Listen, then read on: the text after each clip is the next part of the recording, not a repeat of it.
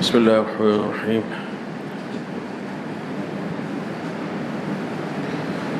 الحمد لله رب العالمين، والصلاة والسلام على رسوله النبي الكريم، أما بعد. أعوذ بالله السميع العليم من الشيطان الرجيم، من همزه ونفخه ونفثه. بسم الله الرحمن الرحيم. وقلنا يا آدم اسكن أنت وزوجك الجنة وكلا منها رغدا حيث شئتما ولا تقربا هذه الشجرة فتكونا من الظالمين فأزلهما الشيطان عنها فأخرجهما مما كانا فيه وقلنا اهبطوا بعضكم لبعض عدو وَلَكُمْ فِي الْأَرْضِ مُسْتَقَرٌّ وَمَتَاعٌ إِلَى حِينٍ. سامعین کرام، اللہ رب العزت کی توفیق سے سورۃ البقرہ کی آیات کی تفسیر، جیسا کہ شیخ السعدی رحمہ اللہ تعالی نے بیان فرمایا ہے، وہ جاری ہے، اور اس میں آیات مبارکہ جن میں اللہ رب العزت نے ہماری تاریخ کا، یعنی تاریخ بشر، اس کا ذکر فرمایا ہے۔ آدم علیہ السلام کی تخلیق سے جس کا آغاز ہوتا ہے، اور ان کی تخلیق معمولی تخلیق نہیں ہے، اللہ رب العزت نے اپنے ہاتھوں سے تخلیق فرمایا اور ان کو علم عطا فرمایا، ان کو مسجود ملائک بنایا کہ فرشتے جو ہیں ان سے سجدہ کروایا، اور اس کے بعد جیسا کہ آج کی آیت مبارکہ میں بیان ہے کہ ان پر یہ فضل فرمایا کہ ان کو جنت میں داخل ہونے کا اہل قرار دیا، ان کو جنت میں داخل فرمایا۔ اس سے قبل آپ سن چکے ہیں کہ شیطان نے آدم علیہ السلام کو سجدہ کرنے سے انکار کر دیا تھا، اس نے اللہ رب العزت کی حکم کی نافرمانی کی، نہیں مانا، اس نے انکار کیا، اور اس کا انکار جو تھا وہ تکبر اور کبر اور علوف کی بنیاد پر تھا۔ ابا واستکبر وکان من الکافرین، کہ میں نہیں مانتا، میں سجدہ نہیں کرتا، کیونکہ اس میں کبر تھا۔ تو جب اس نے یہ تکبر کیا تو اللہ رب العزت کی لعنت اس پر برسی، اور فرمایا کہ قال فاخرج منها فإنك رجیم، تو نکل جا اس سے، اس جنت سے، تو اس کے شرف کے لائق نہیں ہے اور تو مردود ہے۔ چنانچہ شیطان کو وہاں سے نکال دیا گیا۔ اب داخلہ کس کو ملا ہے؟ آدم علیہ السلام۔ قلنا، اور ہم نے کہا، یا آدم اسکن انت وزوجک الجنہ، اور ہم نے کہا کہ اے آدم، تم اور تمہاری بیوی جنت میں رہو، جنت میں قیام کرو، جنت میں ٹھہرو۔ اور جنت سے مراد کو دنیا کا باغ نہیں ہے، وہی جنت ہے جو اللہ رب العزت نے آسمان میں رکھی ہوئی ہے۔ البتہ اس وقت امتحان ابھی نہیں تھا، امتحان کے بغیر داخلہ تھا۔ پھر اس کے بعد جو حادثات ہوئے، اب انسان کا واپس آسمان پر جانا ہی اعمال صالحہ کے بغیر ممکن نہیں ہے۔ فرمایا کہ جو کفر کرنے والے لوگ ہیں، تکبر کرنے والے لوگ ہیں، لا تفتح لهم ابواب السماء، ان کے لیے آسمان کے دروازے نہیں کھلتے ہیں، ان کی روح آسمان پر چڑھ نہیں سکتی ہے۔ تو جنت جو ہے وہ آسمانوں پر ہے۔ اسکن انت وزوجک الجنہ، اور اللہ رب العزت نے آدم علیہ السلام پر یہ بھی احسان فرمایا کہ ان کو ایک جوڑا بھی عطا فرمایا، انہی میں سے ان کو ایک بیوی عطا فرمائی، جیسے کہ فرمایا قرآن کریم میں اللہ نے ذکر فرمایا کہ وجعل منها زوجها ليسكن إليها، خلقكم من نفس واحدة وخلق منها زوجها ليسكن إليها۔ اللہ رب العزت نے آدم علیہ السلام سے، یعنی اس انسان سے ہی اس کا جوڑا تخلیق فرمایا، اسی کی جنس میں سے ہے، تاکہ وہ اس سے سکون حاصل کرے۔ اور یہ باہم سکون ہے، باہم ایک دوسرے سے جو محبت ہے اور یگانگت ہے، جس سے ایک خاندان وجود میں آتا ہے، اسی بنا پر اس کو زوج بھی کہا جاتا ہے۔ زوج کا جو لفظ عربی کے اندر ہے یہ مرد عورت دونوں کے لیے استعمال ہو جاتا ہے۔ مرد کا جو عورت سے تعلق اس کا جو جوڑا ہے اس کے لیے بھی زوج استعمال ہو جاتا ہے، اور خاتون اس کے لیے بھی استعمال ہو جاتا ہے۔ البتہ جو زیادہ غالب ہے ہمارے استعمالات میں وہ زوجہ ہے، عورت کے لیے اور مرد کے لیے زوج ہے۔ وَقُلْنَا يَا آدَمُ اسْكُنْ أَنْتَ وَزَوْجُكَ الْجَنَّةَ وَكُلَا مِنْهَا، اور تم دونوں کھاؤ اس جنت سے، رغدن سے مراد کیا ہے؟ کھلا، بغیر کسی روک ٹوک کے۔ رغد اس میں کوئی رکاوٹ نہیں ہے، کوئی تم پر گرفت نہیں ہے، اور جیسا کہ بعض مفسرین تابعین سے تفسیر منقول ہے کہ تم پر کوئی حساب نہیں ہے، پوچھا نہیں جائے گا۔ حیث شئتما، جہاں سے چاہو، ولا تقربا، البتہ ایک شرط اللہ نے یہاں پہ لگائی، ان کو حکم دیا کہ ولا تقربا، اور تم دونوں مت قریب جاؤ، ہذہ الشجرہ، اس درخت کے۔ کس درخت کے؟ اس کے بارے میں مختلف اقوال ہیں، کوئی صحیح دلیل نہیں ہے کہ وہ گندم کا تھا، کسی نے کہا جی انگور کا تھا، کسی نے کچھ کہا، کسی نے مختلف اس میں اقاویل ہیں۔ لیکن اگر اس کا ذکر ہمارے لیے فائدہ مند ہوتا ہماری ہدایت کے اعتبار سے یا کسی فلاح کے پہلو سے، تو اللہ اس کو بیان فرما دیتے۔ جب نہیں بیان فرمایا تو اس کے پیچھے پڑنے کی ضرورت نہیں ہے کہ وہ کس شے کا درخت تھا۔ درخت تھا، اللہ نے منع فرما دیا کہ اس کے پاس نہیں جانا ہے۔ ولا تقربا هذه الشجرة فتكونا من الظالمین، ورنہ کیا ہوگا کہ تم دونوں ظالموں میں سے ہو جاؤ گے، ظالموں میں سے ہو جاؤ گے۔ یہ جو یہاں پہ فرمایا نا کہ ظالموں میں سے ہو جاؤ گے، یہ قرآن کریم کا ایک اسلوب ہے، مختلف اسالیب ہیں جن سے معلوم ہوتا ہے کہ یہ شے جو ہے، یہ کام یا یہ چیز، اس کا استعمال کرنا حرام ہے۔ کیا ہے؟ حرام ہے۔ کبھی تو براہ راست کہہ دیتے حرمت علیکم، حرمت کے صیغے سے ایک اس کی شے کی تحریم جو ہے وارد ہو جاتی ہے۔ کبھی اس کے بارے میں ایسی وعید ذکر ہو جاتی ہے، جیسے کہ یہاں پر یہ وعید ہے کہ تم ظالم ہو جاؤ گے، ظالموں میں سے ہو جاؤ گے۔ دونوں میں فرق ہے۔ ظالموں میں سے ہو جانا یعنی تمہارا شمار ان لوگوں میں ہوگا، ان مخلوق میں سے، ان افراد میں سے ہوگا جو اللہ سبحانہ و تعالیٰ کی حکم کی نافرمانی کرنے والے ہیں، بغاوت کرنے والے ہیں، سرکشی کرنے والے ہیں، ان میں تمہارا شمار ہوگا۔ یہ ایک ابلغ ترین وعید ہے، سخت وعید ہے۔ فتکونا من الظالمین۔ اور میں نے آپ کو عرض کیا مختلف صیغے ہیں قرآن کریم میں جن سے یہ حرمت جو ہے وہ وارد ہوتی ہے۔ جیسے کہ کچھ لوگ کہتے ہیں جی وہ شراب جو ہے وہ حرام تو نہیں ہے نا، تب ان بیوقوفوں کو حرام کے لفظ سے حرام سمجھ آتا ہے صرف۔ فرمایا کہ انما الخمر والمیسر والانصاب والازلام رجس، گندگی ہے، من عمل شیطان، شیطانی عمل ہے، اور فاجتنبو، اس سے باز آ جاؤ، رک جاؤ اس سے۔ کہتے ہیں یہ حرام تو نہیں کھانا، ہیں ایسے ایک غامدی صاحب ہیں، ان کا بھی اسی قسم کا موقف ہے۔ تو بہرحال اس قسم کے لوگ ہوتے ہیں، تو عوام میں شکوک و شبہات جو ہیں اسے جو ہے پیدا کیے جاتے ہیں۔ تو حرمت کے لیے صرف یہ بات، وعید ذکر ہو جاتی ہے، جہنم کا عذاب کہیں ذکر ہو جاتا ہے، کہیں اللہ کے غضب سے ڈرایا جاتا ہے، کہیں اس کو ظالموں میں شمار کیا جاتا ہے، کہیں کسی اور پہلو سے اس کی جو قباحت ہے وہ ذکر ہو جاتی۔ تمام جو چیزیں ہیں وہ حرمت پر دلالت کرنے والی ہیں۔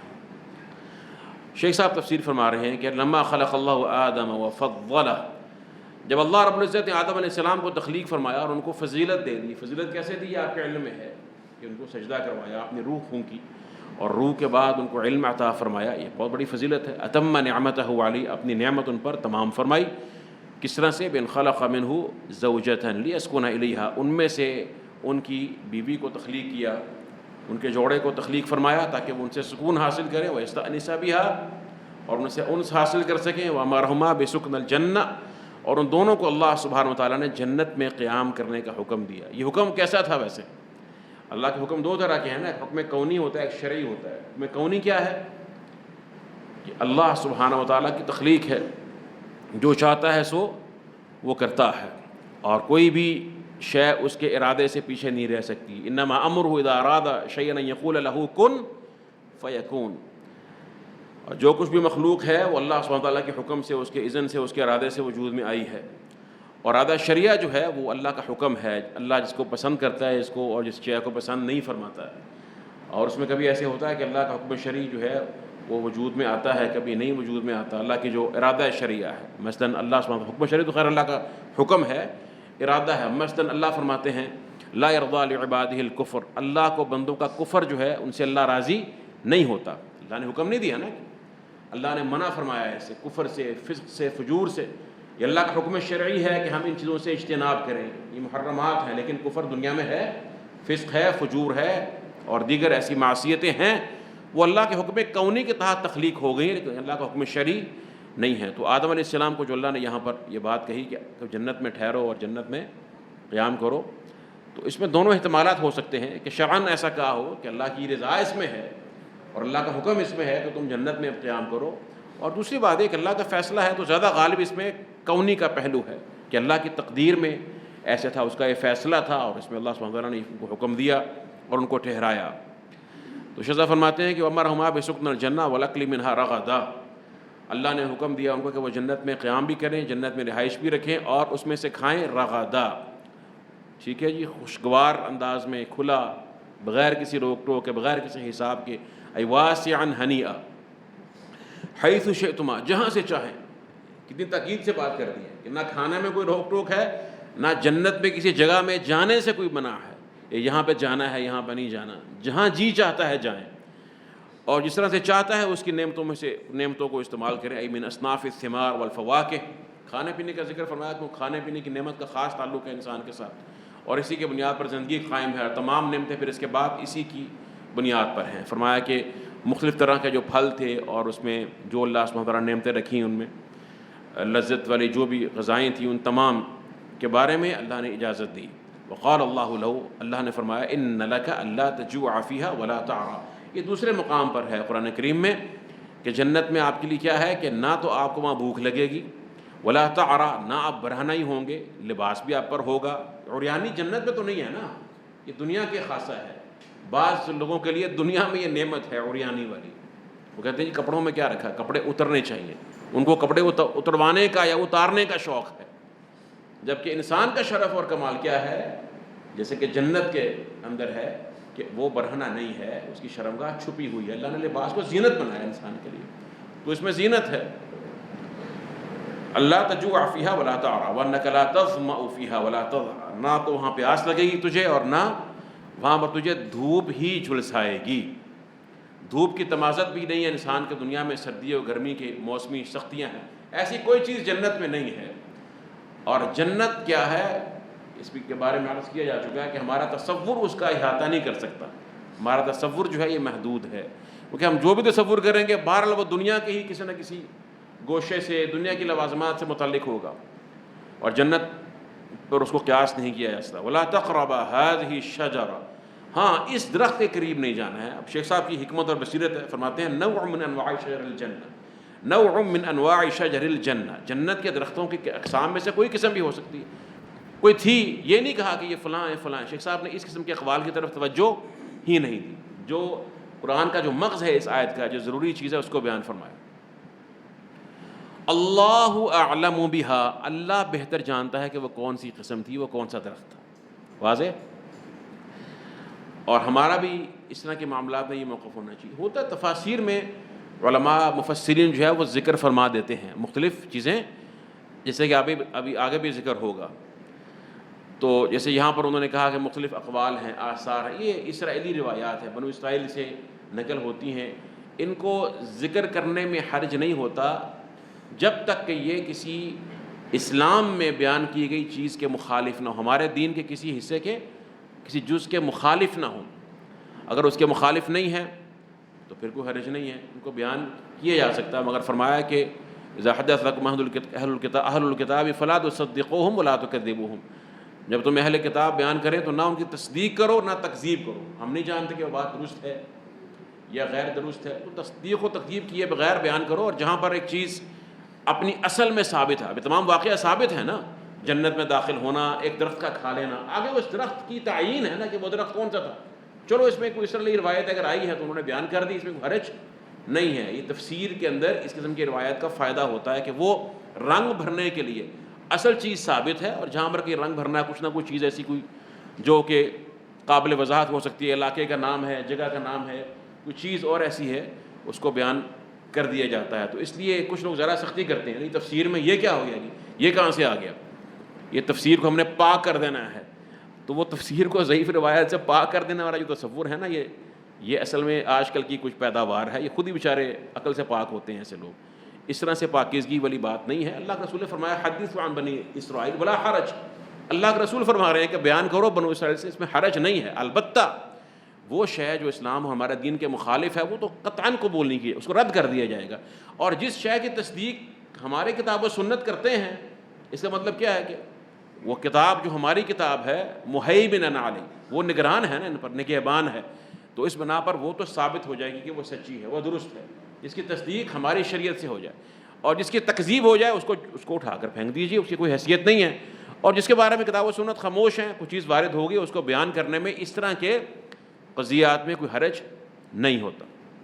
تفسیر کے سالم میں سے ایک اسلوب ہے، تو فرمایا کہ اللہ اعلم بہا، لیکن اس کے پیچھے پڑنے میں کوئی خیر نہیں ہے۔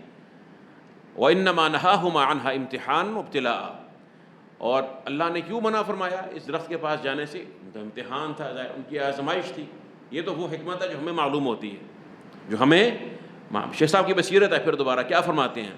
او لحکمت غیر معلومۃ لنا، یا کوئی اور ایسی حکمت ہے جو ہمیں معلوم نہیں ہے، ہم کہتے ہیں جی بس یہی حکمت تھی، ہمیں کیسے پتہ چلا کہ یہ حکمت تھی؟ ہم اللہ سبحانہ تعالیٰ کی حکمتوں کو کیسے مقید کر دیں کہ بس یہی بات تھی؟ تو ہمیں سمجھ میں آ رہا ہے کہ امتحان تھا، چونکہ وہ بھی سمجھ میں کیوں آیا کہ بعد میں جو واقعہ ہے وہ بتا رہا ہے اس چیز کو کہ اللہ سبحانہ تعالیٰ نے کو حکم دیا، نافرمانی ہوئی، اللہ ناراض ہوئے، آدم اس امتحان میں پورا نہ اتر سکے۔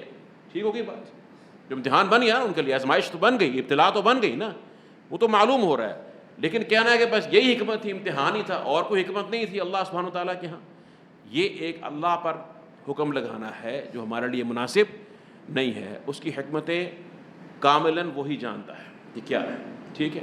جو ہمیں معلوم ہو جائے اس کو بیان کر دیں، اس پر عمل کیجئے۔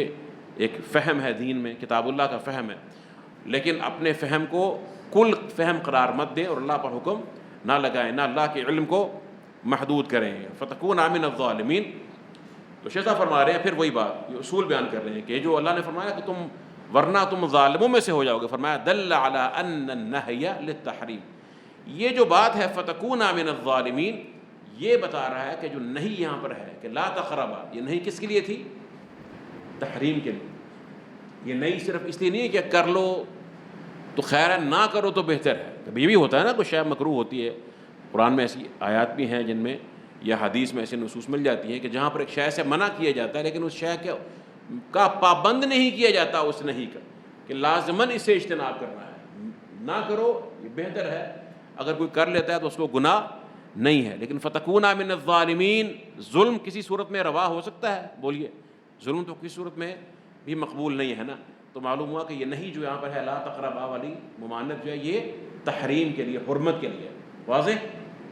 فتکون من، لأنه رتب علیہ ظلم، کیونکہ اللہ نے اس پر ظلم مرتب فرمایا، اللہ نے کہا کہ اس پہ اگر تم یہ کرو گے تو ظالموں میں سے بن جاؤ گے، یہ دلیل ہے اس چیز کی۔ تو اب یہ تو اللہ سبحانہ وتعالیٰ نے ان کو حکم دیا، حکم فرمایا، اور آدم علیہ السلام کو جنت میں ٹھہرایا، اور ان کو اب جنت میں تھے اور ان کے سکون کے تمام طرح کے لوازمات موجود تھے، ایک جوڑا نہیں تھا، ایک بیوی نہیں تھی، اللہ نے وہ بھی ان کو عطا فرما دی، اور ان کو آدم علیہ السلام کے پسلی سے جو ہے وہ پیدا کی، تخلیق کیا گیا۔ جیسا کہ حدیث میں آتا ہے، اللہ کے رسول نے فرمایا کہ استوصوا بالنساء خیرا فإنہن خلقن من ضلع، کہ عورتوں کے بارے میں میری وصیت جو ہے اس کو مان لو، سمجھ لو کہ عورتوں سے خیر کا معاملہ تم نے کرنا ہے، اس لیے کہ ان کو پسلی سے پیدا کیا گیا ہے۔ اور پسلی کیا ہوتی ہے؟ اللہ کے رسول فرماتے ہیں فإن ذهبت تقيم كسرت، اگر تو اس کو سیدھا کرنے کی کوشش کرے گا کہ بالکل سیدھا کر، تیر کی طرح سیدھا کرنا ہے، توڑ دے گا، اور وَإِن تَرَكْتَ، اگر چھوڑ دے گا لَمْ يَزَلْ أَعْوَجَ، تو ٹیڑھی ہی رہے گی۔ مطلب کیا اس بات کا؟ سبحان اللہ، صحیح بخاری کی روایت ہے، استوصوا بالنساء خیرا، کتنی حکمت ہے اللہ کے رسول صلی اللہ علیہ وسلم کے الفاظ، کیوں نہ ہو جوامع الکلم اور صاحب الرسالہ امام الانبیاء والمرسلین صلوات اللہ وسلامہ علیہ۔ تو اب یہ جو اللہ کے رسول نے فرمایا کہ یہ پسلی کے فوائد بھی ہیں، وہ آپ کے یہاں پہ آپ کے سینے کے دل کے ساتھ ہے، آپ کے بہت سے اعضاء کی حفاظت کر رہی ہے، آپ کے سکون کا باعث ہے، آپ کے قرار کا باعث ہے، ایسا ہے یا نہیں؟ اور ساتھ ساتھ یہ ہے کہ ٹیڑھی بھی ہے۔ تو اللہ کے سامنے اگر تو سیدھا فَإِن ذَهَبْتَ تُقِيمُ، اگر تو سیدھا کرنے کی کوشش کرے گا تو توڑ دے گا، اگر چھوڑ دے گا تو ٹیڑھی رہے گی۔ مطلب اس بات کا کیا ہے کہ عورت میں تمام کی تمام جو صفات ہیں وہ تیری طبیعت کے مطابق ہو جائیں، ایسا ممکن نہیں ہے، دنیا میں ایسا ممکن نہیں ہے، کیونکہ مرد کو باہر اللہ تعالیٰ نے عقل کے اعتبار سے، کوئی اس کو تسلیم کرے یا نہ کرے، ہمیں ان کی پرواہ نہیں ہے بیوقوفوں کی، ان کی اپنی عقلیں عورتوں سے کم تر ہے، جو ملحدین ہیں۔ اللہ نے مرد کو عقل میں بالعموم بات ہوتی ہے، یہ کمال دیا ہے، اور اسی طرح سے جو ہے وہ دیگر ایسی چیزیں ہیں جو اللہ نے جن سے مرد کو جو ہے وہ ممتاز کیا ہے، اس میں کوئی شک والی بات نہیں ہے۔ تو عورت اپنی جگہ پر ایک کمال رکھتی ہے، لیکن مرد کے بالمقابل اللہ نے کچھ ایسے فضائل دیے ہیں جو مرد کو حاصل ہیں۔ اب اللہ کیا رسول کیا فرما رہے ہیں کہ تم نے اس بات کو سمجھنا ہے کہ 100% تم اس کو سیدھا نہیں کر سکتے ہو، ٹھیک ہے، اور فرمایا کہ فَإِنْ كَرِهَ مِنْهَا شَيْئًا رَضِيَ مِنْهَا آخر، اگر کوئی تمہیں ایک بات اس کی ناپسند ہے، کوئی اور ایسی بات ہوگی جو تمہیں اس سے اچھی لگے گی اس کے بارے میں۔ تو دنیا میں کیا ہے، فِإِنْ عَلِمْتُمُوهُنَّ فَعَسَىٰ أَن تَكْرَهُوا شَيْئًا وَيَجْعَلَ اللَّهُ فِيهِ خَيْرًا كَثِيرًا۔ تو فَإِنْ كَرِهْتُمُوهُنَّ، اگر تم کوئی شے ان میں ایسی باتیں تمہیں پسند نہیں ہے تو ممکن ہے کہ اللہ تمہارے لیے اس میں کوئی خیر پیدا کر دے۔ تو دنیا میں صبر ہے، دنیا میں کیا ہے، صبر اور حکمت ہے۔ اس کا مطلب یہ نہیں ہے کہ اگر آپ کی بیوی میں یا بیوی کے خامد میں کوئی ایسی بات ہے جو شرعی پہلو سے جو ہے وہ درست نہیں ہے، اس کی اصلاح نہیں کرنی چاہیے، نہیں، دونوں کو اصلاح کرنی چاہیے، لیکن طبعی اعتبار سے اور دوسری بشری صفات کے اعتبار سے بہت سی چیزیں ایسی ہوں گی کہ جہاں پر آپ 100% تیر کی طرح سیدھا نہیں کر سکتے، اگر آپ کرنے کی کوشش کریں گے تو آپ توڑ دیں گے، یعنی طلاق تک نوبت آ سکتی ہے، رشتہ ختم ہو سکتا ہے۔ تو اس میں صبر اور حکمت کے ساتھ، لیکن اس میں عورتوں کی کوئی توہین نہیں ہے، میں سمجھتا ہوں، کیونکہ اس میں ایک بہرحال مرد کی پسلی کا اعلیٰ حصہ قرار دینا، اس کا مطلب کیا ہے کہ اس کے بغیر مرد کا گزارا بھی نہیں ہے، اور اس کو سکون بھی حاصل نہیں ہے، اور اس کی جانب بھی محفوظ نہیں ہے، ایسا ہے یا نہیں؟ ایک کتنی عمدہ مثال ہے، اس کی جانب بھی محفوظ نہیں ہے۔ تو بہرحال یہ بھی سب کچھ ان کو میسر تھا، اور حکم یہ دیا تھا کہ اس درخت کے پاس نہیں جانا ہے، اس کو نہیں کھانا ہے۔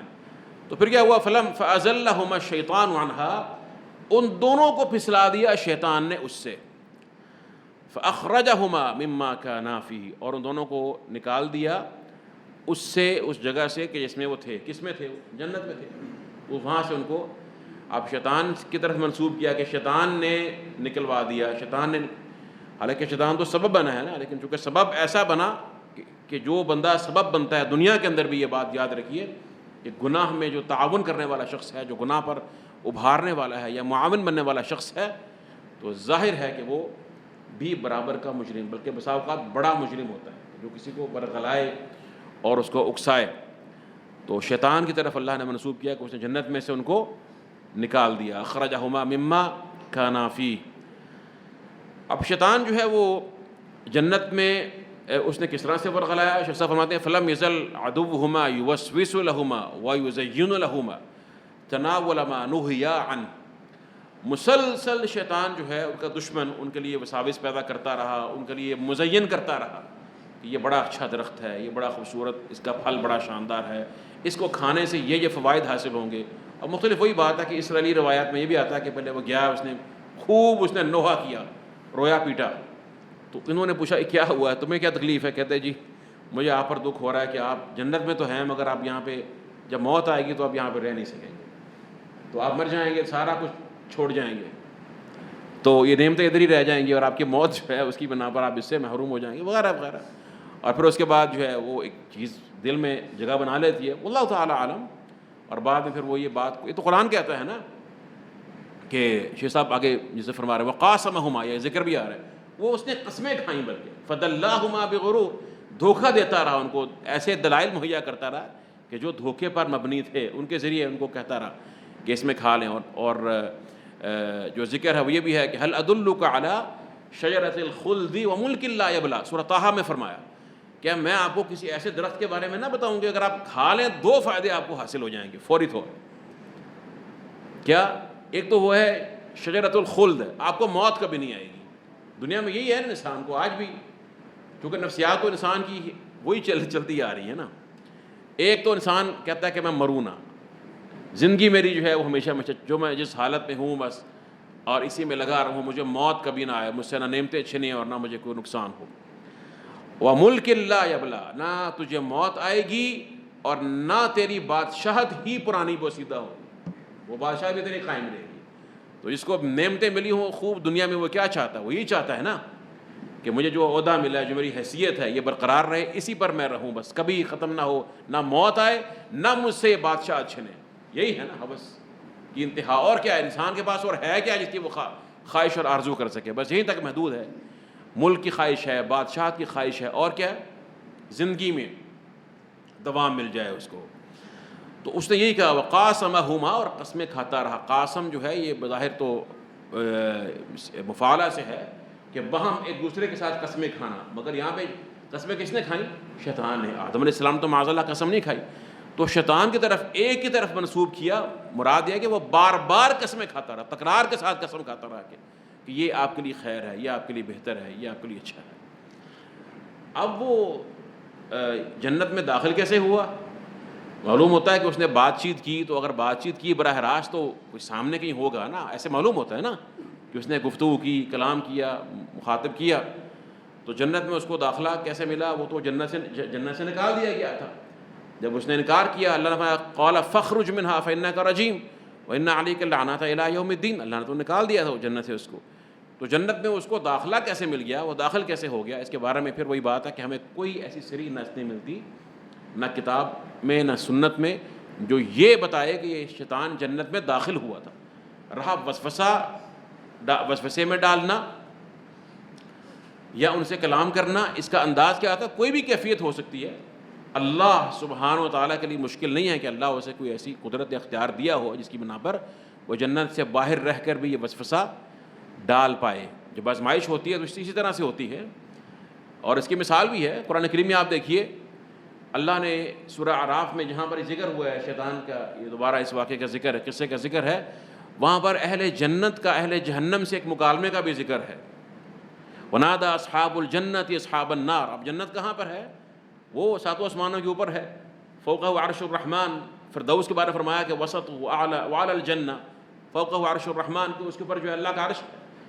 اور جہنم کہاں پر ہے؟ جو راجح قول ہے علماء کا وہی ہے کہ ساتوں زمینوں تلے ہے۔ اب وہ جنتی کہاں پر ہیں اور جہنم کہاں پر ہے؟ دونوں کا آپس میں مکالمہ ہو رہا ہے۔ تو کیا جہنمی جنت میں چلے گئے ہیں یا جنتی جہنم میں آ گئے؟ ونادى اصحاب الجنت اصحاب النار ان قد وجدنا ما وعدنا ربنا حقا فهل وجدتم ما وعد ربكم حقا۔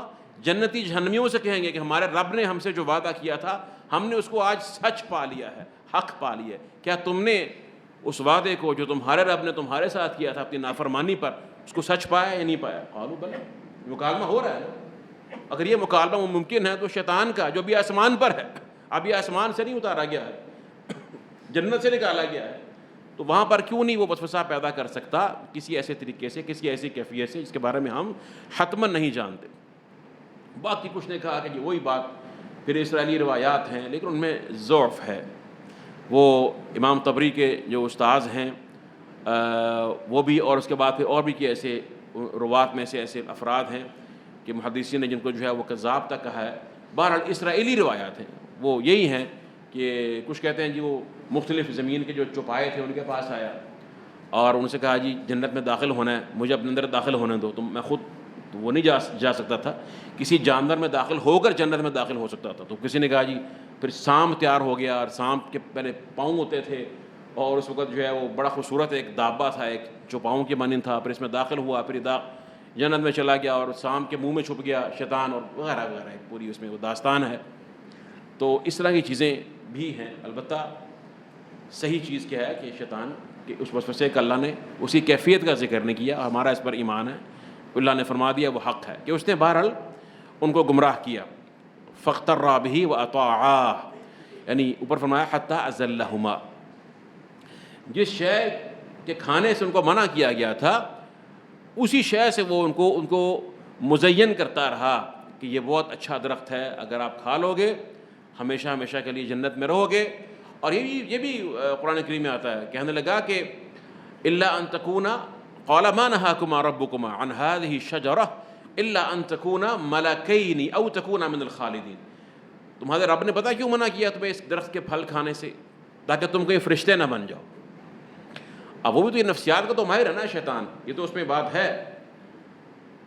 تو وہ دیکھتا ہے کہ کیا چیز بندے کو اٹریکٹ کر سکتی ہے. آدم علیہ السلام کے ذہن میں ظاہر ہے فرشتوں کا ایک، اس سے معلوم ہوتا ہے کہ ان کے اس میں عظمت تھی ان کے، کہ اللہ کا قرب ان کو حاصل ہے، اللہ کی عظیم مخلوقات میں سے مخلوق ہیں اور اللہ کی تسبیح کرتے رہتے. بہرحال اس میں ایک ان کا پہلو تو ہے نا یہ والا. اس نے کہا کہ فرشتے بن جاؤ گے تو موت بھی نہیں ہے، اور فرشتے بن جاؤ گے اللہ کا قرب خاص مل جائے گا، تمہاری حیت ہی بدل جائے گی. حالانکہ اللہ نے تمہیں فرشتوں سے سجدہ کروایا ہے. اگر سوچنے کی بات دیکھی جائے تو اللہ نے تو اعزاز دیا کہ ان ملائکہ سے سجدہ کروایا، تو پھر وہ ملک بننا بہتر ہوا یا وہ انسان بننا بہتر ہوا؟ لیکن انسان ہے نا.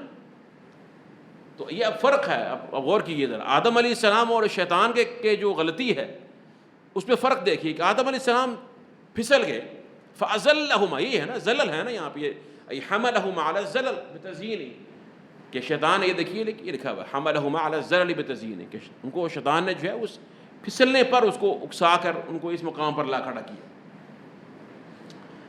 تو دنیا میں جو انسان ہے اس کا گناہ بس یہی ہوتا ہے کہ وہ جو انسان اللہ کی طرف رجوع کرنے والا ہے کہ وہ پھسل جاتا ہے. راستے میں کہیں چل رہے ہوں اور انسان اگر اپنی توجہ برقرار نہ رکھے اور جو ہے وہ راستے کو غور سے نہ دیکھے، احتیاط نہ کرے، تو پاؤں پھسل جاتا ہے نا. کوئی چیز پاؤں تلے آ گئی یا کوئی چیز سامنے ایسی آ گئی، یہ جو پھسلنا ہے بس یہ گناہ ہوتا ہے مومن کا. اور جیسے ہی وہ گرتا ہے فوراً اللہ کی طرف دوڑتا ہے، رجوع کرتا ہے. لیکن شیطان نے کیا کیا؟ ابا واستکبر رب بما اغویتنی، اللہ تو نے جو مجھے گمراہ کیا، والعیاذ باللہ، یعنی اپنا گناہ اس نے سارا کس پر ڈال دیا؟ معاذ اللہ اپنی طرف سے رب العالمین، کہ تو مجرم ہے معاذ اللہ. بما اغویتنی لاقعدن لهم صراطک المستقیم، اب میں ان کے صراط المستقیم پر بیٹھوں گا، ضرور بیٹھوں گا. ثم لآتینہم من بین ایدیہم، پھر میں ان کے دائیں طرف سے بھی آؤں گا، اور من ایدیہم من خلفہم، اور ان کے پیچھے سے بھی آؤں گا، وعن ایمانہم من بین ایدیہم، سامنے سے بھی آؤں گا، پیچھے سے بھی آؤں گا، وعن ایمانہم، دائیں طرف سے آؤں گا، وعن شمائلہم، بائیں طرف سے آؤں گا. تو شیطان میرے بھائیوں ہمارے چاروں طرف سے آتا ہے، یہ بات یاد رکھیں. ہم میں سے کوئی بھی ایسا نہیں ہے جو شیطان کے حملوں سے محفوظ ہے. اللہ نے چونکہ آزمائش رکھی ہے، بہت بڑی امتحان اور ابتلا ہے، ہمارے راستے میں بیٹھا ہوا ہے. اللہ فرماتا ہے ان الشیطان لکم عدو، فرمایا کہ نہیں فرمایا؟ یہ تمہارا دشمن ہے نا، فاتخذوه عدوا، اس کو دشمن بناؤ، سمجھو. ہر جگہ پر شیطان دخیل ہونے کی کوشش کرتا ہے، بھائیوں کے درمیان، مسلمانوں کے درمیان، انسان کا اپنے رب سے جو تعلق ہے اس کے درمیان، انسان کا اپنی بیوی سے، اہل خانہ سے تعلق ہے، ہر جگہ پر انسان کا جو اپنے نفس کے ساتھ تعلق ہے. یہاں بھی اللہ کے رسول فرمایا کہ خون کے ساتھ یجری مجری الدم، خون کی مانند گردش کرتا ہے ساتھ ساتھ. اگر انسان اللہ کے ذکر سے دور ہو، اور اگر انسان اللہ سبحانہ و تعالیٰ کو یاد رکھتا ہے، ذکر کرتا ہے، قرآن کریم کی تلاوت کرتا ہے، صبح و شام کے مسنون اذکار کرتا ہے، نماز پڑھتا ہے خشوع کے ساتھ، اللہ کی حدود کی پاسداری کرتا ہے، تو پھر اللہ کی رحمت سے شیطان اس کا کچھ بھی نہیں بگاڑ سکتا. ان عبادی لیس لک علیہم سلطان. اور اس نے اللہ سے یہی کہا کہ ولا تجد اکثرہم شاکرین، اللہ اکثر تو دیکھے گا اکثر لوگ تیرے شکر گزار نہیں ہوں گے. اکثر جو لوگ ہیں وہ تیرے شکر گزار نہیں ہوں گے، تیرے نافرمان ہوں گے. تو اللہ نے فرمایا کہ جو تیری پیروی کرے گا میں اسے جہنم میں پھینک دوں گا. اللہ کو کیا پرواہ ہے، وہ تو غنی ذات ہے، اسے کسی کی پرواہ ہے؟ اسے کسی کی پرواہ نہیں ہے. اگر وہ چاہے ان یشاء یذھبکم ایھا الناس ویأتی بآخرین، وہ سارے انسانوں کو قرآن میں فرماتا ہے میں تمہیں ختم کر دوں، تمہارے جگہ پر کوئی اور قوم لے آؤں جو میری اطاعت گزار ہو. تو اللہ کو اس کی کوئی پرواہ نہیں ہے. کوئی بھی اللہ پر ایسا نہیں کہ جو اللہ پر بھاری ہو، معاذ اللہ، وہ غنی ہے. تو اب یہ شیطان کا جو گناہ تھا اس میں تکبر تھا، اس میں حسد تھا، اس میں بغی ہے. اب ہم نے یہ سوچنا ہے گناہ تو ہوتا ہے، کوئی شخص کہ میں معصوم ہوں گناہ سے، تو وہ اس سے بڑا خطا کار کوئی نہیں ہے جو یہ دعویٰ کر لے. ہر شخص سے گناہ، کل بنی آدم خطا. اللہ کو سے فرمایا کہ ہر آدم کا بیٹا جو ہے وہ خطا کا گناہ ہو جاتا ہے. اہم چیز یہ ہے کہ گناہ ہونے کے بعد رویہ کیا ہے. اب شیطان بننا ہے یا آدم علیہ السلام کے راستے پر چلنا ہے، توبہ کرنی ہے یا شیطان کے مانند اکڑنا ہے، ضد اور عناد کا راستہ اختیار کرنا ہے. تو یہ اس شیطان نے جو ہے وہاں پر یہ معاملہ کیا اور ان کو گمراہ. اور تکبر کے بارے میں آپ کو معلوم ہے کہ اللہ سبحانہ تعالیٰ فرماتے ہیں کہ العز ازاری والکبریاء ردائی فمن نازعنی واحدا منہما فقد عذبتہ. فرمایا کہ یہ جو عزت ہے یہ میری نیچے والی چادر ہے، اور کبریائی جو ہے یہ میری اوپر والی چادر ہے۔ اور فرمایا کہ جس نے مجھ سے ان چادروں میں سے کوئی چھیننے کی کوشش کی اس کو میں عذاب دوں گا، اللہ کا عذاب اس پر ثابت ہے۔ تو کبر اور عزت جو ہے یہ عزت نہیں ہے کہ انسان کو جو دین پر چلنے سے ملتی ہے۔ یہاں پر عزت سے مراد کون سی عزت ہے؟ جو باطل عزت ہے انسان کے لیے۔ فرمایا کہ جب اسے کوئی گناہ سے وَإِذَا قِيلَ لَهُ اتَّقِ اللَّهَ أَخَذَتْهُ الْعِزَّةُ بِالْإِثْمِ فَحَسْبُهُ جَهَنَّمُ، جب اسے کہا جائے کہ اللہ سے ڈر جاؤ تو اس کی جو عزت ہے نا، خود ساختہ جو اس کی جو عزت ہے، اس کے اندر جو تکبر ہے، تعنف ہے، یہ اس کو مجبور کر دیتا ہے کہ یہ اپنے گناہ کو نہیں چھوڑتا، اپنی غلطی کو نہیں چھوڑتا۔ تو فرمایا کہ جو مجھ سے، اور اس طرح سے کبر ہے، تکبر ہے کہ میں لوگوں سے بہتر حق کو ٹھکرا دے اور اپنی انا پر قائم رہے۔ کثیر لوگ ایسے وہ سمجھتے ہیں، دیکھیے اللہ نے انسان کے اندر ایک میٹر رکھا ہوا ہے، اللہ نے انسان کے اندر والشمس وضحاها والقمر اذا تلاها والنهار اذا جلاها والليل اذا يغشاها والسماء وما بناها والارض وما طحاها ونفس وما سواها فالهمها فجورها وتقواها۔ اللہ نے ہر نفس کے اندر یہ شعور رکھا ہے، فجور کا، تقوی کا، ہے یا نہیں؟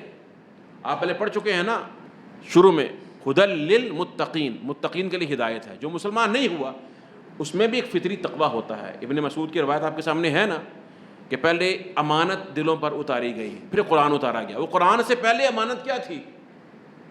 قرآن تو امانت ہے نا، قرآن و سنت خود امانت ہیں۔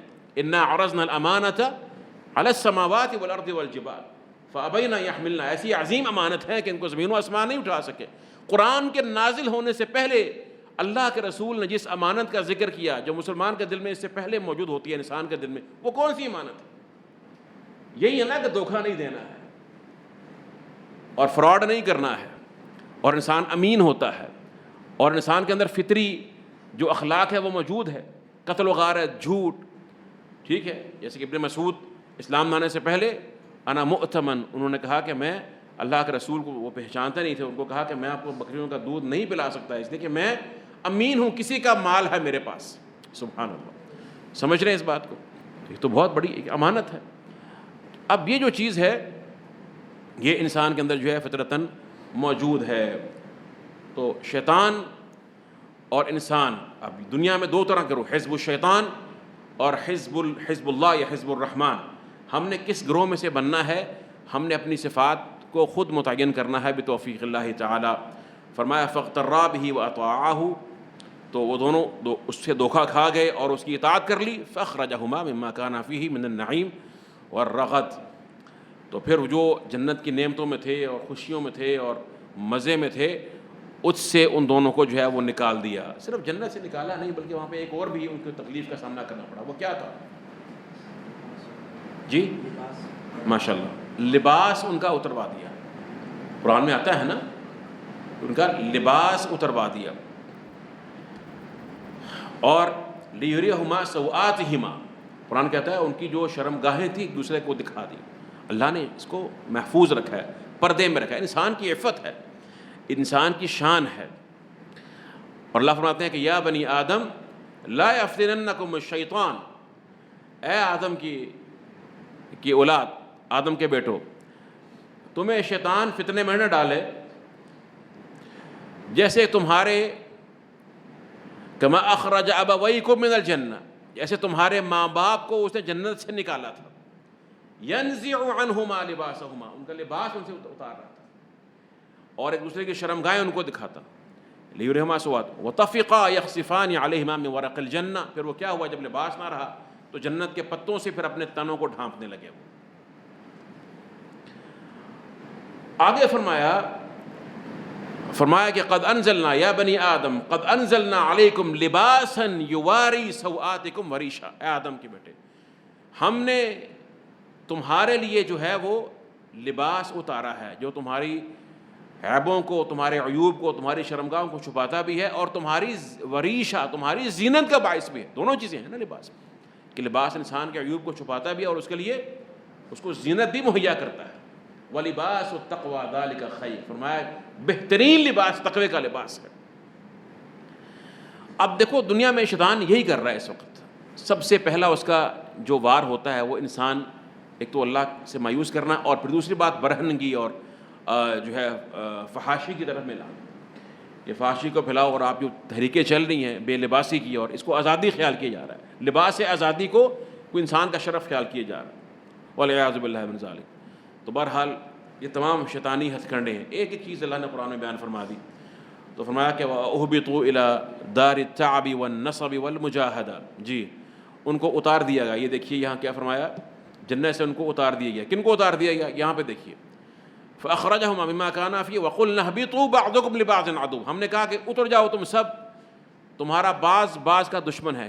کون بعض کا؟ انسان کا دشمن کون ہے؟ اب شیطان، اور انسان کی اپنی اولاد میں سے، انسان کی اپنی نسل میں سے جو شیطان کے پیروکار ہیں وہ ان کے دشمن ہیں جو رحمان کے پیروکار ہیں، اور اس طرح سے آپس میں قتل و غارت ہے، آپس میں فتنہ، آپس میں فساد ہے۔ اور یہ وہی چیز ہے، اس کے بارے میں فرشتوں نے اشارہ کیا تھا کہ أَتَجْعَلُ فِيهَا مَن يُفْسِدُ فِيهَا وَيَسْفِكُ الدِّمَاءَ، کہ جو فساد کرے گا اور خون بہائے گا زمین میں۔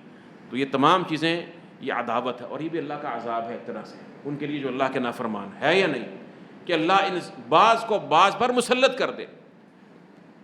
او یلبسکم شیعا ویذیق بعضکم بأس بعض، اللہ قرآن میں فرماتا ہے کہ تمہیں ایسا عذاب دے کہ تمہیں گروہوں میں بانٹ دے۔ اللہ قرآن میں فرماتا ہے تمہیں عذاب کی صورت ایک یہ ہے کہ انسانیت کو گروہوں میں تقسیم کر دے، اس کے ذریعے انسان میں گروہ فرقے بن جائے بہت سے، اور ایک دوسرے کو جو ہے وہ جنگ کریں اور قتل و غارت کریں،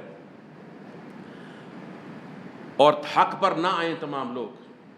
فرمایا کہ اگر اللہ چاہتا وَلَوْ شَاءَ رَبُّكَ لَجَعَلَ النَّاسَ أُمَّةً وَاحِدَةً، اللہ چاہتا تو تمام انسانوں کو ایک ہی امت بنا دیتا، اختلاف نہ ہوتا۔ وَلَا يَزَالُونَ مُخْتَلِفِينَ إِلَّا مَن رَحِمَ رَبُّكَ، لیکن یہ اختلاف کرتے رہیں گے سوائے اس کے جس پر اللہ کا رحم ہو جائے، جس پر اللہ کا رحم ہو جائے وہ اختلاف اور شر سے بچا رہتا ہے، ورنہ تفرقہ بنتا ہے، تفرقے جو ہے وہ فرقے پیدا کیے جاتے ہیں، اور پھر ان کے اندر باہمی تعصب پیدا ہوتا ہے ان میں جو اللہ کی رسی کو مضبوطی سے نہیں تھامتے۔ اللہ کی رسی کون سی ہے؟ کتاب اللہ و سنت رسول اللہ صلی اللہ علیہ وسلم۔ وَأُهْبِطُوا إِلَى دَارِ التَّعَبِ، اور یہ بہت بڑا ایک ان کے لیے تھا۔ اللہ نے فرمایا کہ آپ جنت میں رہیں، تو فرمایا کہ اللہ نے آدم سے کہا تھا سورہ طٰہٰ میں، جیسے کہ فرمایا کہ وَلَا يُخْرِجَنَّكُمَا مِنَ الْجَنَّةِ فَتَشْقَىٰ، دیکھنا تم دونوں کو شیطان جنت سے نکال نہ دے، فتشقا، ورنہ مصیبت میں پھنس جاؤ گے، اور پھنسے ہوئے ہیں نا مصیبت میں، روٹی نہیں ہے جی، پانی نہیں ہے، بجلی نہیں ہے، غم ہے، بیماری ہے، پریشانی ہے، خوف ہے نا، یہ نہیں دنیا ہے نا۔ فتشقا، اللہ نے قرآن میں کہا ہے کہ مصیبت میں پھنس جاؤ گے، اور یہی شیخ فرما رہے ہیں اُهْبِطُوا إِلَى دَارِ التَّعَبِ وَالنَّصَبِ وَالْمُجَاهَدَةِ، تھکن کا گھر ہے، سختی کا گھر ہے، مشقت کا گھر ہے، پریشانی کا گھر ہے، دنیا میں ایسے ہی ہے۔ ہم نے اب واپس جانا ہے باذن اللہ تعالیٰ انشاءاللہ، اللہ ہمیں اس کا اہل بنا دے اپنے گھر میں جہاں سے نکالیں گے ہم نے وہاں، لیکن اب امتحان کے بعد ہے، اب امتحان سے پہلے نہیں ہے۔ جیسے فرشتوں کا امتحان ہوا تھا تو آدم علیہ السلام امتحان میں پورا اترے اللہ کی رحمت سے وہاں پر، اب ہمارا دنیا میں شریعت آ چکی ہے، ہمارے پاس سب کچھ موجود ہے، اب ہمارے پاس کوئی عذر نہیں ہے۔ اللہ نے روشن آیات، بینات، حق بالکل واضح روشن بیان کر دیا ہے۔ بعضکم لبعض عدو، ای آدم و ذریتہ اعداء لابلیس و ذریتہ، آدم اور اس کی ذریت جو ہیں وہ ابلیس اور اس کی ذریت کے دشمن ہیں۔ ومن المعلوم ان العدو، اور یہ بات معلوم ہے، شیخ صاحب فرماتے ہیں کہ یہ دشمن جو ہوتا ہے نا، یجد و یجتہد فی ضرر عدوہ و ایصال الشر الیہ بکل طریق، کہ اللہ جسے کہہ رہا ہے کہ وہ دشمن ہے، اور دشمن جو ہوتا ہے وہ کوشش کرتا ہے، بھرپور محنت کرتا ہے ہر طرح سے کہ وہ اپنے دشمن کو نقصان پہنچائے، اس کو شر پہنچائے جس بھی طریقے سے ممکن ہے۔ دشمن کی خواہش یہ ہوتی ہے، اور شیطان دشمن ہے، اس کی خواہش بھی یہی ہے۔ کاش ہمیں یہ بات سمجھ میں آ جائے۔ ہمیں دین اور اسلام کے احکام مشکل لگتے ہیں، نماز پڑھنا مشکل لگتا ہے، باجماعت پڑھنا مشکل لگتا ہے، توحید مشکل لگتی ہے، قرآن کریم پر تدبر مشکل لگتا ہے، حق بات کرنا مشکل لگتا ہے، گناہ سے روکنا مشکل لگتا ہے، لوگوں کی مخالفت سے ڈر لگتا ہے، مادی مفادات۔ ابھی ایک بھائی مجھ سے بات کر رہے تھے، ماشاءاللہ ان کا اپنا سافٹ ویئر کا بزنس ہے، آئی ٹی کا بزنس ہے، کہیں سے کوئی ان کو ایسا ایک پروجیکٹ ملا جس میں انشورنس کمپنی ہے، اور ظاہر ہے کہ اس کی بنیاد سب جو ہے وہ جوئے پر ہوتی ہے۔ انہوں نے کہا جی ہمیں بنا دیں سافٹ ویئر، تو پوچھنے لگے تو اور ظاہر سی بات ہے وہ کسٹمائزڈ ہوتے ہیں سافٹ ویئر کہ ہمارے لیے خاص آپ بنا کر دیں جو ہماری سارے بزنس کو جو ہے وہ سروس پرووائڈ کر سکے. تو اب یہ ایک دنیا میں اس طرح کی آزمائشیں ہیں, آپ کو معلوم ہے کہ اس کا استعمال ہی ایسا ہوگا, آپ اس سے بچتے ہیں اللہ سے ڈرتے ہوئے. بظاہر ایک آپ کو منافع بخش کام ہے, مل سکتا ہے, آپ اس سے پیچھے ہٹتے ہیں, دور ہو جاتے ہیں. کس بات پر؟ بظاہر کوئی مالی منفعت تو نہیں ہے نا, ایمان ہے نا کہ اللہ کے ہاں اس کا اجر ملے گا. اسی لیے یہ وہی چیز ہے کہ انشاءاللہ بالآخر ہم نے اپنے گھر جانا ہے, وہاں ہر طرح کی نعمتیں ہیں, وہاں کوئی تکن نہیں ہے, نہ کوئی وہاں شور ہے, لا صخب ولا نصب. جیسے کہ حضرت خدیجہ کو یہ بشارت سنائی گئی تھی کہ تمہیں اللہ نے ایک خولدار موتی کے گھر کی بشارت دی ہے جنت میں, نہ اس میں شور ہوگا نہ تھکن ہوگی, اس لیے کہ وہ تھک جایا کرتی تھی رضی اللہ تعالیٰ عنہ. رسول اللہ صلی اللہ علیہ وسلم میں جب وحی آئی, یہ ثقیل تھی, بہت بڑی ذمہ داری تھی, انہوں نے بڑا ساتھ دیا رسول اللہ صلی اللہ علیہ وسلم کا. ظاہر سی بات ہے کہ تھکن اور مشقت طلب کام تھا, اور لیکن بڑے ہی حوصلے والی ہماری وہ ماں, اللہ نے بہت عظیم حوصلہ دیا تھا.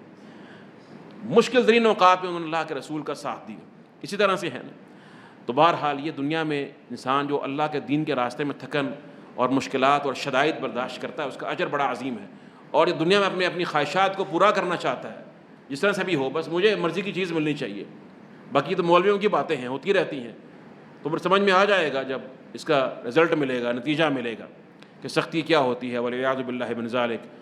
تو فرماتے ہیں یجد و یجتہد ان العدو یجتہد و یجد و یجتہد فی ضرر عدوہ و ایصال الشر الیہ بکل طریق و حرمانہ الخیر بکل طریق.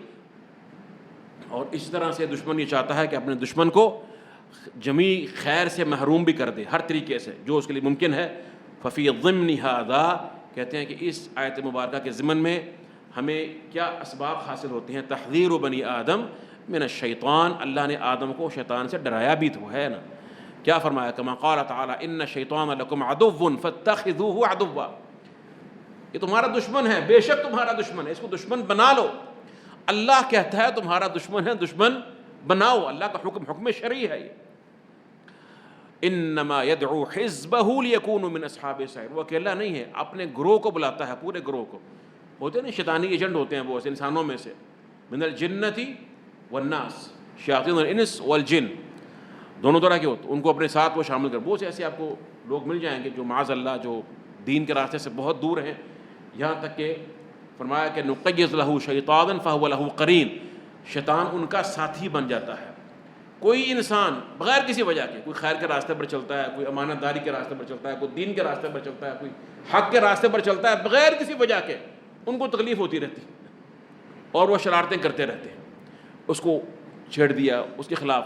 تو یہ ایک اس کا حزب ہے شیطان کا. یہ کیا ہے؟ تو گھبرانا نہیں چاہیے. اللہ قرآن میں کہتا ہے انما يدعو حزبه ليكونوا من اصحاب السعیر, وہ چاہتا یہ ہے کہ تم اہل جہنم میں سے بن جاؤ والعیاذ باللہ. اور فرمایا افتتخذونہ وذریتہ اولیاء من دونی وہم لکم عدو, کیا تم مجھے چھوڑ کر اس کو اور اس کی ذریت کو اپنا دوست بناتے ہو, اس کو اپنا قریبی بناتے ہو. ثم ذکر منتہى الاحباط الی الارض, پھر شیخ صاحب کہتے ہیں کہ اللہ نے جو ہے انسان کو جب اتارا, شیطان کو بھی اتار دیا گیا, وہاں سے دھتکار دیا گیا. اتارا تو ٹھکانہ کیا بنایا, اتر کر آئے کہاں پر؟ الی الارض, زمین. فقال وَلَكُمْ فِي الْأَرْضِ مُسْتَقَرٌ, فرمایا تمہارے لیے زمین میں اب قیام گاہ ہے, زمین میں تمہارا ٹھہرنا ہے. أي مسكن وقرار. یہ جو آپ دوسرے سیاروں پر کوششیں کر رہے ہیں, ایک تو جھوٹ بات بولتے ہیں, اتنا جھوٹ ہے یہ ناسا میں. اور ہمارے لوگ بیچارے شاید قرآن پہ اتنا یقین نہیں کرتے جتنا یہ ذہنی منروبیت ہے ایک طرح سے. سائنس کی ٹھیک ہے ریولوشن سے کوئی جو واقعی جو ٹیکنالوجی پر بیس کر رہی ہیں یہ واقعی میں کوئی حقیقت ہے, اسے کوئی انکار نہیں کرتا. اتنا جھوٹ ہے. اور لیکن یہ ہے کہ بس بے وقوفانہ حرکتیں ہیں. فرمایا کہ وَلَكُمْ فِي الْأَرْضِ مُسْتَقَرٌ, اور فرمایا کہ وہ یعنی فِيهَا تَمُوتُونَ وَمِنْهَا تُخْرَجُونَ, تم نے یہی مرنا ہے, یہیں سے تمہیں نکالا جانا ہے, یہی زمین ہی ہمارا قیام گاہ ہے. وَمَتَاعٌ إِلَىٰ حِينٍ, اور تمہارے لیے اس میں فائدہ ہے, نفع اٹھانا ہے, کب تک؟ ہمیشہ کے لیے ہے. إِلَىٰ حِينٍ انقضاء أَجَالِكُمْ, کب تک ہے؟ جب تک تمہاری مدتیں پوری نہیں ہو جاتی. جب ختم ہوگی مدت تو بس بات ختم ہوگی. ثم تنتقلون منها للدار التي خلقتم لها, پھر تمہیں اس گھر کی طرف منتقل ہونا ہے جس کے لیے تمہیں پیدا کیا گیا ہے. اگر جنتیوں والے اعمال ہیں تو انشاءاللہ اللہ کی رحمت سے جنت میں, اور اگر جہنمیوں والے اعمال ہیں تو والعیاذ باللہ من ذالک جہنم. اللہ کو پتا ہے کہ میں نے کس کو کس لیے پیدا کیا ہے. وَلَقَدْ ذُرَعْنَا لِجَهَنَّمَ كَثِيرًا مِنَ الْجِنِّ وَالْإِنسِ. اللہ قرآن میں کہتا ہے ہم نے کتنے ہی جن و انس کو جہنم کے لیے تخلیق کیا ہے. اور ان کی علامت کیا ہے؟ لَهُمْ قُلُوبٌ لَا يَفْقَهُونَ بِهَا. دل ہیں مگر غور نہیں کرتے. وَلَهُمْ أَعْيُنٌ لَا يُبْصِرُونَ. آنکھیں ہیں دیکھتے نہیں ہیں. آذَانٌ لَا يَسْمَعُونَ بِهَا. کان ہیں سنتے نہیں ہیں. مراد کیا ہے سننے کی؟ سنتے تو ہیں نا. ایسے ہم ماشاءاللہ بیٹھے ہوئے ہیں الحمدللہ ہم سن رہے ہیں نا. ہم سن رہے ہیں, اگر ہم اس کو سمجھ کر عمل کرتے ہیں ہم نے سن لیا. لیکن اگر سننا مقصود نہ ہو کسی کا, معاذ اللہ, کوئی شخص ویسے ہی آ کے بس ٹھیک ہے وہ اس کا دل نہیں ہے یا اس کا مقصد کچھ اور ہے, بیٹھ گیا, تو کیا فائدہ؟ یہ سنا, یہ سنی ان سنی کر دینا ہے. یہ کیا ہے؟ سنی ان. سننا نہیں ہے. سننا وہ ہے جو انسان کو فائدہ دے, جو انسان کو تبدیل کر دے, کیونکہ یہ قرآن کی آیت ہے, قرآن و سنت کے احکامات ہیں, کوئی انسان کی بات نہیں ہے. وَخُلِقَتْ لَكُمْ خُلِقْتُمْ لَهَا وَخُلِقَتْ لَكُمْ. تمہیں جس گھر کے لیے پیدا کیا گیا اور وہ گھر جو تمہارے لیے پیدا کیا گیا, تمہیں بالآخر تنتقلون الیہا, تمہیں وہاں بالآخر اس طرف اسی گھر میں جانا ہے. ففیہا, اور اس میں یہ بھی ہے ان مدت هذه الحیاة مؤقتة عارضة, کہ یہ دنیا کی مدت جو ہے ہماری زندگی کی یہ محدود وقتی ہے, عارضی ہے, دائمی نہیں ہے. یہ کہاں سے یہ بات معلوم ہوتی ہے؟ الی حین وَلَكُمْ فِي الْأَرْضِ مُسْتَقَرٌّ وَمَتَاعٌ الی حین. لیست مسکنا حقیقیہ, یہ تمہارا حقیقی گھر نہیں ہے. وَإِنَّمَا هِيَ مَعْبَرٌ. سبحان اللہ, کتنا خوبصورت لفظ ہے. یہ تمہارے لیے گزرگاہ ہے یہ دنیا. جیسے کہ اللہ کے رسول کا فرمان ہے کہ یہ دنیا جو ہے کن فی الدنیا کأنک غریب و عابر السبیل, راستہ عبور کر رہا ہے, عابر ہے نا, یہ معبر ہے, یہ گزرگاہ ہے. ایک کنارے سے تو نے گزر کر دوسرے کنارے پر جانا ہے. اور شاید ہم نے جو گزار چکے ہیں, بلکہ یقینی بات معلوم ہوتی ہے وہ اس سے کہیں زیادہ ہے جو گزارنی ہے. کس وقت موت آئی. ابھی یہ حالیہ جو وبا کی صورتحال تھی اس میں کتنے لوگ موت کے منہ میں چلے گئے. یعنی انسان یقین نہیں کر سکتا, اچانک اموات, اور قیامت کی نشانیوں میں سے بھی ہے.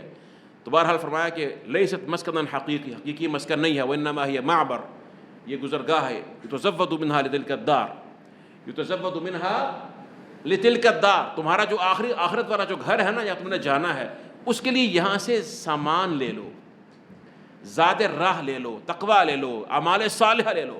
یہ تمہارے قبر میں بھی کام آئیں گے, حشر میں کام آئیں گے, آخر میں مشکل بڑے بڑے مراحل ہیں, مشکل مراحل ہیں, وہاں پر یہ کام آ جائیں گے. واللہ ایسا ہوتا ہے کبھی انسان وہ اعمال صالحہ ہوتے ہیں مگر اس کے اعمال صالحہ میں کمی ہوتی ہے, مومن ہے لیکن گناہ ہے, قبر میں چلا جاتا ہے, وہاں مشکلات کا شکار ہوتا ہے, اس کو دعاؤں کی ضرورت ہے.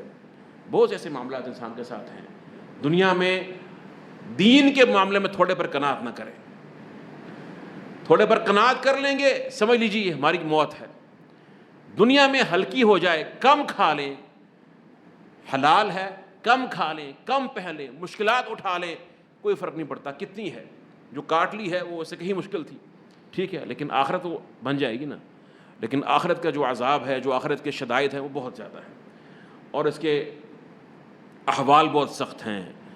وَإِنَّمَا هِيَ مَعْبَرٌ يُتَزَوَّدُ مِنْهَا لِتِلْكَ الدَّارِ وَلَا تُعْمَرْ لِلْإِسْتِقْرَارِ. اور یہ دنیا میں آباد کاری اس لیے نہیں کی جاتی کہ یہاں پر ہمیشہ رہنا ہے. یہاں پر بڑے بڑے آپ بنگلے بنا لیں, بلڈنگز بنا لیں, عمارتیں بنا لیں, اپنی جائیدادیں جاگیریں بنا لیں, ساتھ کچھ بھی نہیں جائے گا. شاید آپ کو اپنی جائیداد میں قبر کے لیے چند گز جگہ بھی نہ ملے, اور معلوم بھی نہ ہو کہ آپ مرے ہیں تو آپ کی لاش ہے کہاں پر. ہوتا ہے نا ایسے. تو اس لیے یہ باتیں جو ہے سمجھنے کی ضرورت. بہرحال یہ آج کے آیت مبارکہ میں کچھ اسباق تھے. آدم علیہ السلام کو اللہ نے تخلیق فرمایا. اللہ کے رسول نے فرمایا کہ خیر یوم طلعت علیہ الشمس یوم الجمعہ, جمعہ کا روز جو ہے وہ تمام دنوں میں سے بہترین دن ہے. فیہ خلق آدم, اس میں آدم علیہ السلام کو تخلیق کیا گیا. وفیہ ادخل الجنہ, اسی میں آدم کو جنت میں داخل کیا گیا. وفیہ اخرج, اور اسی دن جو ہے اخرج منہا, آدم کو جنت سے نکالا گیا ہے. جمعہ کا دن اہم ہے, قیامت بھی جمعہ کا روز ہی قائم ہوگی. جمعہ کا دن کو خاص طور پر جو ہے وہ اللہ کی یاد کے لیے, ذکر کے لیے جو انسان کو خاص کرنا چاہیے. وباللہ تعالی التوفیق, وصلی اللہ تعالی وسلم.